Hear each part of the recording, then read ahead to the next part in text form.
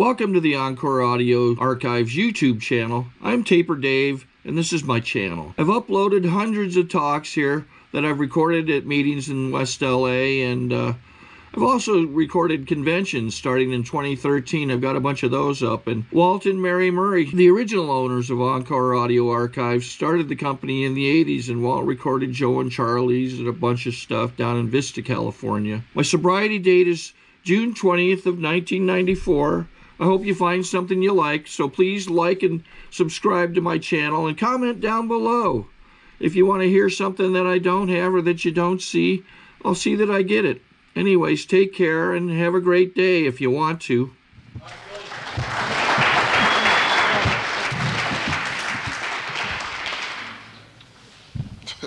I'm Billy and I'm an alcoholic.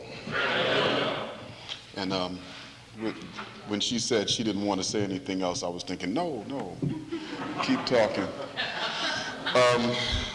You know what? I had a lot of things going through my head about what I would want to share at this meeting. I had so many things going through my head that I started to ask people, what should I say? Because I knew I was tripping because I had too many things going on. And my girlfriend, who was not one of the people who I asked, she told me not to curse. And she said, William, this is a church, don't curse. And I said, how long you been in AA? But I'm going to try not to curse, though. Honestly, I really will. You know, that's a good suggestion. My sponsor told me not to exaggerate too much about how bad it was and not to exaggerate too much about how good it is. I said, okay, I'll try not to do that. One of my sponsees told me, you know, to make sure I tell you guys the importance of the relationship between a sponsor and a sponsee. I got a sponsee who, you know, my sobriety date is April the 4th, 1992. I'm 10. And I got a sponsee that's 9. And you know what? I've been his sponsor for the entire 9. You know, we're separated by like 4 or 5 months. His birthday's in December. And he was sharing with me today about the fact that one of the things that made us special is we were both dying at the same time. You know, so maybe God will help me remember to share some of that with you. Then I called my father, who's not a member of Alcoholics Anonymous. My father is 78 years old, and he lives in New Jersey, and I haven't seen him in 2 years because I chose to go someplace else last year. Maybe I'll remember to tell you guys about that too, because everything that I've done is part of my road of recovery, and maybe I'll get to share with you what I did last year instead of going to see my father. But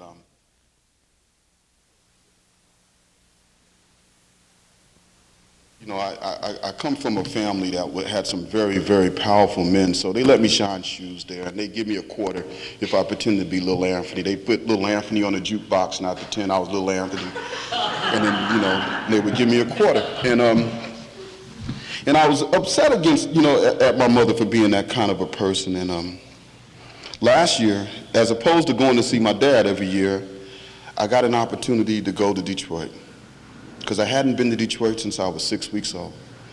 And I went to my aunt's house. And my cousin, you know, he gave me a ride over to visit my aunt because I didn't know where she lived. I have 2 aunts in Detroit. And the one that I used to live with when I was a baby was a different house than I was actually spending the night. My son came with me too. That's my son over there, my always present son. He didn't suggest anything to me today. He usually does, but he didn't. But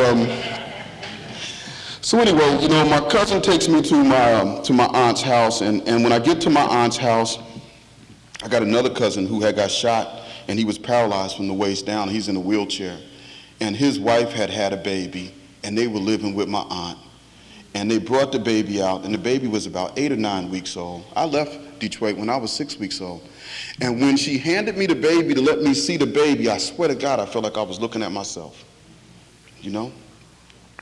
So when I got back in the car with my cousin Leon, and we were on our way back to his mother's house where I was actually staying, I was sharing with Leon, you know, about the fact that, you know, my mother had me here, man. I've been wanting to see this house for a long time. And he said, you know, I'm going to tell you something, man. If Kenny's wife had the courage that your mother had, she'd take her baby and she'd leave that house. And he said, Rose, that's my mother's name, Rose. He said, Rose must have known something about basements. And I got a healing, you know? I not only got a healing, but I got a respect for my mother. Because the truth of the matter is, had she not gotten me out of that basement and taken me to New Jersey, would I be here today? I need to tell you that I realized that it was even significant to even my father. Because my father, being the good father that he was, followed. And he went to New Jersey. And instead of being a boxer, now he owns a dry cleaners. You know, and he's a tailor, you know. So I was able to realize that my mother wasn't such a bad person, even though she was an alcoholic. You know, I didn't realize that as much until I heard my cousin Leon say, Rose must have known something about basements. You know, so one of the things I'm aware of is that no matter what, you know, we're doing, you know, as parents or as husbands or wives or in the middle of our disease, you know, we still do have love in our heart. And we're just trying to do the best that we can. And some of us have to look back at people that we don't know whether or not they've done real good by us. You know, we might be angry at the way they've conducted themselves, or we might be angry at the way that they've raised us, and we need to realize that they've done the best that they can. And the truth of the matter is, whatever the hell they did, I'm here. So they didn't do that bad, you know. So that's what I learned by going to Detroit and getting to hear my cousin Leon say that. So anyway, I grew up in Newark. Like I said, I shined a lot of shoes. Most of the reason I shined a lot of shoes, and I shoveled snow in the winter, and you know, and I did that stuff to give the money to my mother, because my goal was to try to, you know, keep my mother from asking men for money. I mean, that's just the truth. I was my mother's only child. Every other child that my mother attempted to have died, other than me. You know, when I was 13 years old, I think, or 12 or 13 years old, the court found my mother unsuitable, and my grandfather became my legal guardian, and I went to live with my Uncle Fat and my Aunt Marion. And I lived with them for about 2.5 years, and I was getting real bad. You know, my idol was Floyd Patterson. And one of the things I liked about Floyd Patterson was he had gone to this boys' home called Wiltwick and Warwick School for Boys. And at that time, I was on my way to Jamesburg, which is this boys' home in New Jersey. And that was my goal. I was hoping I would get a chance to go to Jamesburg so I could be like Floyd Patterson. That's stupid, huh? But yeah, I aspired to go to a juvenile hall. And so what happened was I was getting so bad that my Uncle Fat and my Aunt Marion didn't want me to stay with them anymore. So my father and my grandfather decided that I should go live with my father. And I moved to Jersey City to live with my father, my stepmother Sadie, my 2 brothers, and I had 1 sister then. And I went and lived there. I gotta tell you something. There's no man in my life that I respect more than my father. That's why I told y'all his joke. You know, he was there. He was there. I mean, you know, I remember when he took me to Jersey City and he picked me up to take me to Jersey City. I was in his car and we were on my way to his house, and we were driving, and he said, "Look, man, let me tell you something, man. I'm real sorry about what's happened to you, and I can't do anything about it. But I'll tell you what I can do now. I can give you a job. I can teach you a trade. I can show you how to take care of yourself." So my dad, he taught me how to press and how to sew. And I lived with him until I joined the Navy. I joined the United States Navy in 1973. And I went to Japan and all those places in the 7th Fleet, and I drank a lot. And I used a lot of other stuff too. I was willing to use whatever you had. You know, I didn't realize it then. And I don't know if I was alcoholic or not. You know, in the big book, Alcoholics Anonymous, it says we're like men who lost their legs. You know, well, if you lost something, you had it. you know? So maybe at some point, you know, in my drinking, I was actually able to control and enjoy my drinking. Because what makes me an alcoholic means that I've lost the ability to control and enjoy my drinking. I had legs. I used to have fun, and I used to drink where I wanted, how much I wanted, what I wanted, with whom I wanted, you know? Somewhere along the line, I lost that ability of choice, and I lost my legs. And you know, in order for me to stay sober, I need to realize that I'll never grow new ones. You know, I'm not going to wake up tomorrow and be able to walk. You know, I'm broke, man. I can't walk. You know, I'm grateful that I know that. You know, you want long-term sobriety? The illusion that you might one day drink like a normal human being has to be smashed. You know, and I'm so grateful that I have no thought at all that I can drink. I drank until I couldn't drink no more, and then couldn't stop. You know, the most pitiful thing about my drinking was I didn't even want to drink no more and still did. You know, that was the worst, the worst. I think that went on for about 3 or 4 years. I ended up living on Skid Row downtown in Los Angeles. I came to Los Angeles after the Navy, after a son was born, after getting angry at his mother for going on welfare because I didn't have no job, but I thought she didn't need no welfare, so I left. And I took a Greyhound bus, to Los Angeles because I felt like that was the farthest place in the continental United States that I can go and get away from her. New Jersey, Los Angeles. I came to Los Angeles, and I had never been here before, and I got up the Greyhound bus downtown on Skid Row, and I ended up staying down there off and on for 9 years, you know? And it took me 4 or 5 years before I realized it was Skid Row. Because I grew up in, you know, in Newark, you know, in Jersey City, you know, and downtown Los Angeles just looks like Newark, you know? So it didn't look really abnormal to me, you know? And in fact, you know, you know what, I'll tell you something. I've been here almost 10 and a half years. I've read the big book, Alcoholics Anonymous. I've been through the steps a few times. In fact, even last night I sat down and read one of the news stories. But I'm not a big book thumper.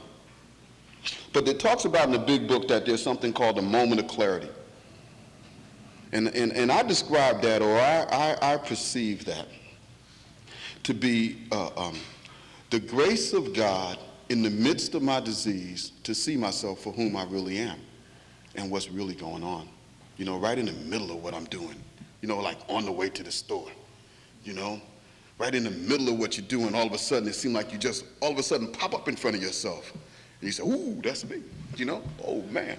Well, I had a moment of clarity on Crocker Street one day. And it was in the morning, and I was, you know, and it was in a Sunday morning, and on Crocker and 6th Street, there used to be this wall on the corner. It was a gray brick wall, and it was about this high. And I used to like to sit on that wall when I was really tired, and I would pray that God would have somebody come around the corner that wanted to use my pipe. And so one day I was sitting on that wall, and I looked down Crocker Street. And on Sunday, it was Sunday morning, you know, and I don't know if you guys ever been to Skid Row. I'm sure one more person in here other than me has been. But I just kind of think so, you know, this is AA, huh? And I was looking at the street, and, you know, and it was people were getting up, and, you know, some of the people were kind of getting out of their box, stretching, you know, trying to find a vein. You know, I seen, you know, men that were like 6'4" in like high heels. And I looked at these people, and I just want to share with you guys my truth. I have tried not to curse. But I remember I looked at those people and I thought, wow, these people are fucked up. Now, the moment of clarity, I'm sorry. But that's what I thought.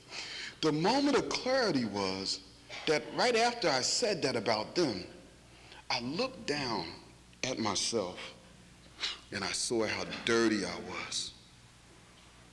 And I seen how tore up I looked. And the thought came to me, you're here too. And the next thought came to me was, oh shit, I'm in trouble. I need some help. I didn't stay sober that day, but I tell you one thing I know, that was the beginning of my road to recovery. Because that was the first time I actually had a moment of clarity. The grace that God had given me, the grace to see myself and my situation for what it really was. And I knew I was in trouble then. You know, I knew I needed some help. What happened was, though, like I told you guys, man, it was real pitiful, though, the next 3 or 4 years, because I still continued to drink and use. I still continued to drink and use. I mean, not a big book thumper, but the book talks about incomprehensible demoralization. You know, I'm going to tell you what I think that is. And I got to watch my mouth. That's when you do some stuff that you don't even think is right, and you do it anyway. That's incomprehensible demoralization. That's when you've decided, I'm not going to do it no more, and I'm not going to be around these type people no more. You know what, I'm better than this. My life is, I'm a better person than this. And then you do it again. And then you say to yourself, oh man, how did I do this again? Oh man, why didn't I buy those sneakers like I said I was? Why didn't I get a new pair of pants like I said I was going to do? Why didn't I get a room and take a shower? I've been waiting all month for my GR check, and I've been telling myself all month that when I get my check, I'm going to go by the Chinese restaurant, because they had the food in the window, and I've been walking up and down Broadway all month looking at it, and I know what I want already. You know, I want some teriyaki chicken. And I'm thinking to myself, as soon as I get my check, man, I'm going to get me some teriyaki chicken, and I'm going to get me a pair of Levi's, and I'm going to get me some new sneakers, and I'm going to get me a room, and I'm going to take me a bath, and I'm going to watch the baseball game, and I'm going to get me a good night's sleep. And man, I didn't do it again. I didn't do it again. And the next thing I know, it's 3 o'clock in the morning. I got $3.75 in my pocket. My hands are black and dirty again, and I'm following some guy around that's half my age, begging him for something. And he's looking at me like I'm a fool. And I'm thinking to myself, oh man, how did I do this again? Pitiful and incomprehensible demoralization. Man, you wanted some demoralization, follow a teenager around. That'll demoralize your butt, that's for sure. So this went on for some years, you know, and I went in every program downtown except Gravy Joe's. I was in the Fred Jordan's Mission, was actually the first one, was the Fred Jordan's Mission. I was in the Harbor Light, the Salvation Army, both a few times. I was in the Union Rescue Mission a couple of times. I was in the Los Angeles Mission a couple of times, you know. And it got so bad that I had got 86th from the blood bank. You know, there was a blood bank that used to be on Los Angeles Street that was across the street from the old Union Mission that used to be next to the Catholic Church. It's a big hole in the ground now. It seemed like they picked up that building and just took it away. You know, but it's a big hole there where it used to be. The church is there, but the Union Rescue Mission used to be. They got a new building now. But there was a church, and across the street was a blood bank. And I got kicked out of the blood bank. And you know, the worst part about it was 2 years later, I thought they forgot who I was. And I tried to sneak back in there again. And as if I was a new patient.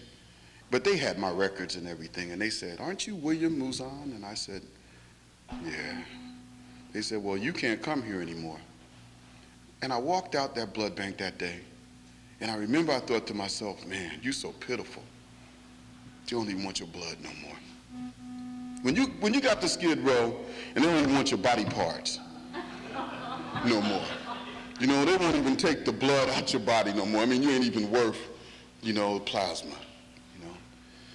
And then the next thought I thought was, I said, Lord, thank you very much, because I don't need $7 anyway. Because I knew that I was just hopeless. I mean, I'm the guy that stood in the line with the dollar man. You know, there's a priest that comes downtown on Sundays, and he's, you know, he stands up, he goes in different places, and he gives you $1. He makes a long line, and he gives you $1. I don't know how he does it. He has some magic fingers, because every time he comes out of his pocket, he comes out with $1. And he'll come, shake your hand with one hand and hand you $1 with the other hand, and then go to the next. I'm the guy that got in line twice. I'm the guy that the only thing I did was I put on a hat, and I got in the line again. But you know what used to really piss me off? I used to get so pissed off because when I came back around again, he would always say to me, "You been in this line before?" And I looked at him and I thought, you know what, man, you know I'm gonna lie and tell, and I'd say, no. And then he'd say, this is the truth. He'd say, you swear to God? I'd say, oh, you dirty dog. Now, what you trying to do? You know what? You got walking around here giving away dollars, and now you're gonna make me swear to God. You know I'm gonna lie. And I'd say, yeah, I swear to God. And he'd give me another $1.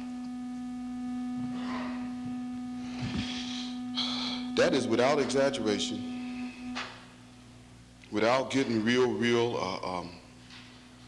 I don't know, explaining things in too much detail. That's how bad it got. That's how bad it got. In 1990, because of the fact that I couldn't go any more places downtown on Skid Row anymore, I was 86 from the Midnight Mission too. I know a lot of people love Clancy, but he kicked me out his damn mission. And I fed his horses before. I worked on his truck. He wouldn't even let me come in the day room and watch TV during the day. He said, man, you are too crazy. I got kicked out the Union Rescue Mission too. They picked me up one night while I was in the bed on the bed ticket sleep, and they had the night guards carry me outside and drop me on the ground, and then they came back and threw me my clothes. Not a good person to be around when I drink. You know, not a good person. I make bad decisions, you know. And you ever heard that term, hope to die? I hoped I died. And I would sometimes say the dumb thing that you hear some of us say when we get in the wrong confrontation and we know, kill me. That's the dumbest thing I ever heard said out of an alcoholic's mouth, but I've said it before. Kill me, please. Take me out of my misery, please. So anyway, 1990, I went into a different program, and it was in Van Nuys, and it was the Salvation Army in Van Nuys. And it was the first time in that entire 3 or 4 year period that I was ever able to stay sober for 6 months. You know?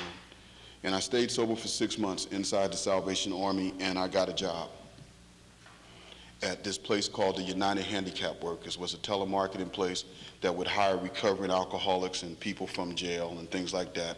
And I used to sell light bulbs over the phone. I forgot to tell y'all. I used to hear voices too. And I used to hear this voice that used to always say, go north, go north.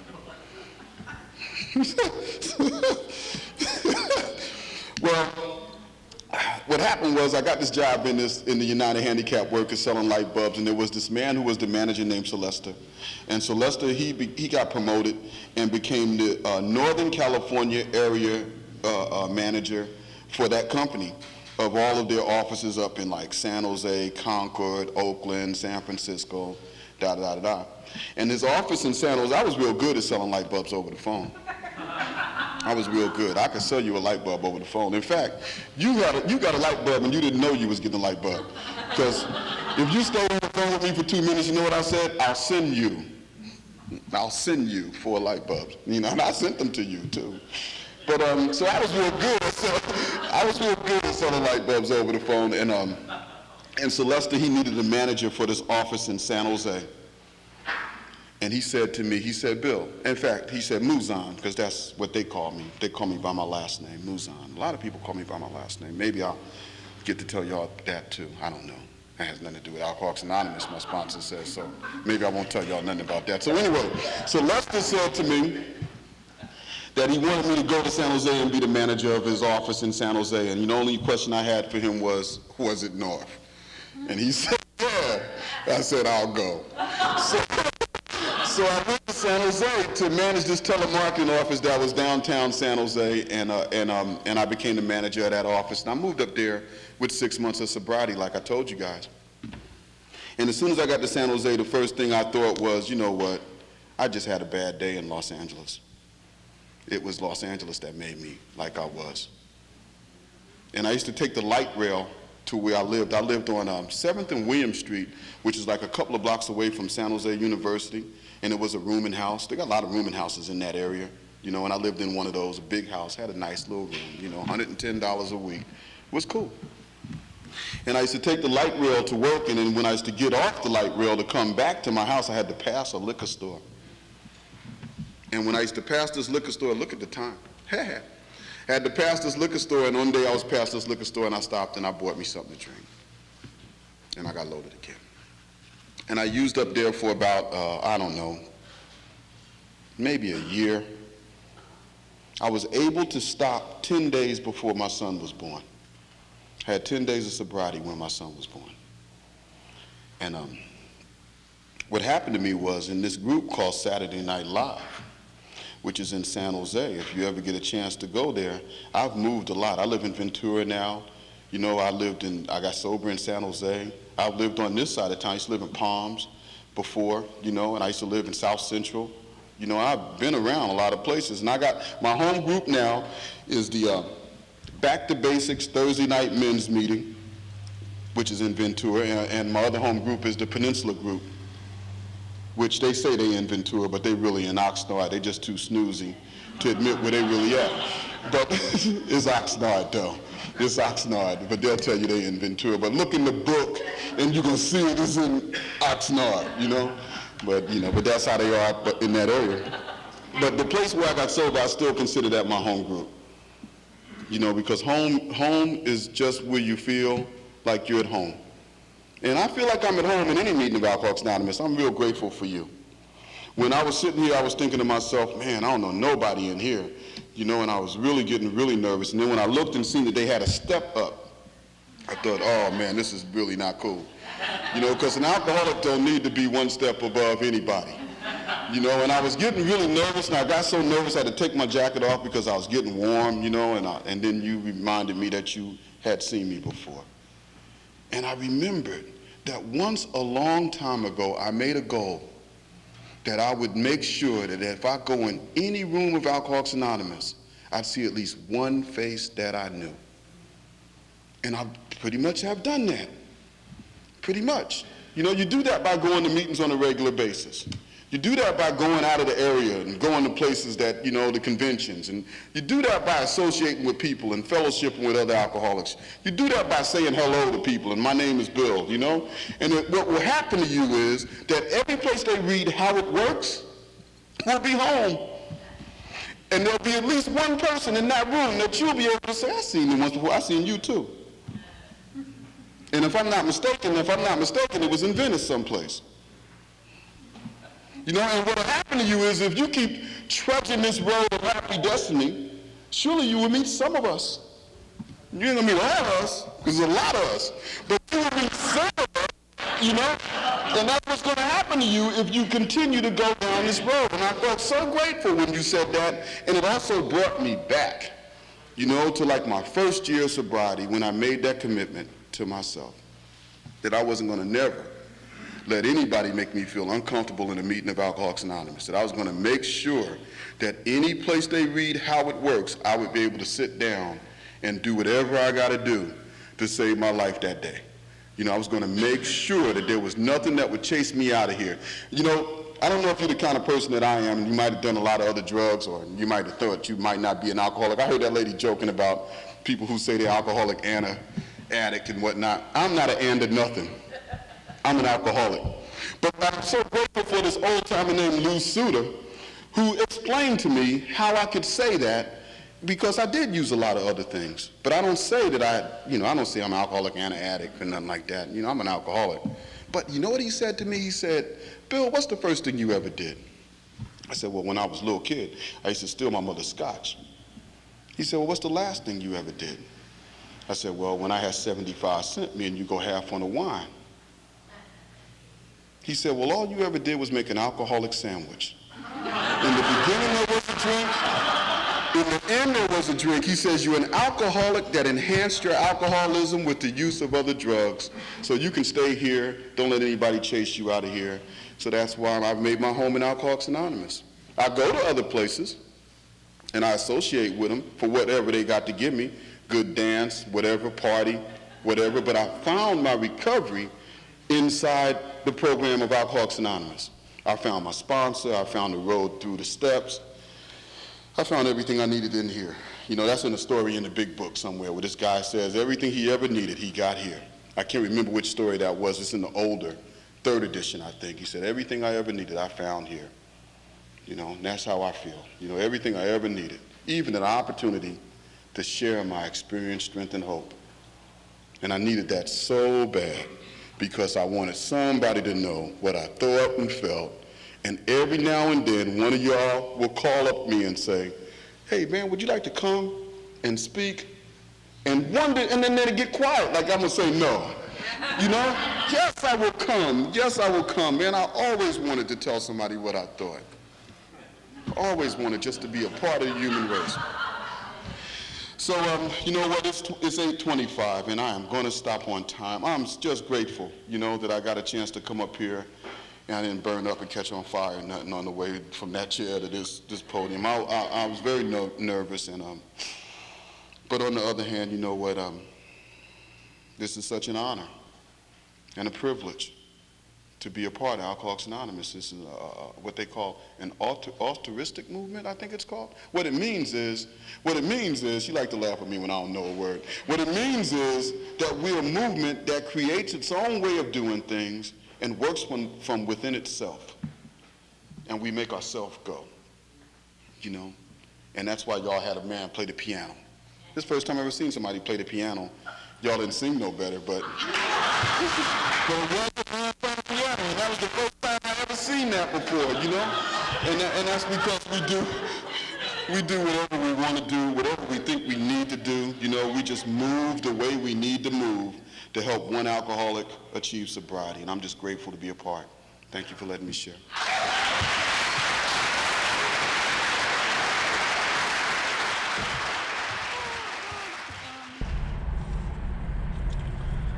Okay, this is how I prepare my drone for launching. I like to do it inside the cab of my truck so I'm not standing outside in the weather. To install the joysticks for control, up and down, right and left, powered on. I have an Android phone that I use to connect it to the drone with. And it's actually controlled through the iPhone, through an app. Oops, wrong way.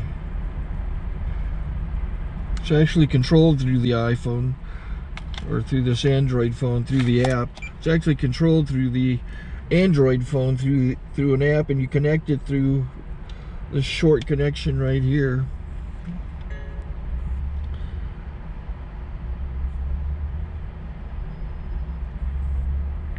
Remote control connected.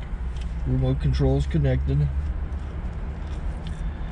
So I pull out the drone. I have to extend the legs. Long legs extended first, then the short legs. Remove the gimbal protector. Set that aside, then power it on one short burst, then one long burst. I lay it down. So I have to go to calibrate. So the drone's not connected yet. It shows you here as this drone gets disconnected, even though the remote's powered on. So the drone has to establish it's connected. So I go into the app to calibration mode. First I'll calibrate the remote controller. Start calibration. Out, in, out, in, up, down, and then this little wheel is to control the gimbal. So it's calibrated. Go to gimbal calibration, start calibration, and then it calibrates the gimbal. I don't know if that shows up. The gimbal's moving all over the place. Changes, you can see it on the video. And I'm calibrated to take off. It's acquired 7 satellites at the moment. There are 26 satellites up in the sky, which it has to acquire before you can take off. So it's connected. It's got enough satellites. This is white. I can go to press this little arrow button, swipe right to take off, and it would start the motors if I slid this to the right, but I'll wait till I get outside. Don't want to do it inside.